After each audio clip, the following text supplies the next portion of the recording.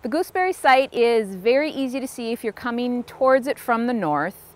If you're coming towards it from the south, you have to kind of skirt around a turn into the mouth of the river. The site is in a relatively public area along the shore, right in the mouth of the river, and it is one of the sites on the water trail that is a pay site because it is part of the state park. The campsite right along the lake shore is close to the bathrooms, so you have all the amenities that you would have as a regular camper at Gooseberry Falls State Park. Thompson Beach is a great place for group camping, I think, with 4 different campsites, and they're all, privately spaced, but not too far from the lake shore. It's a beautiful pebble, small cobble beach.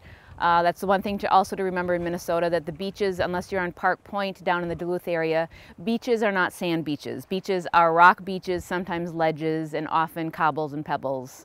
But Thompson Beach is a very nice group campsite and just a great place for a group of paddlers to gather and hang out together.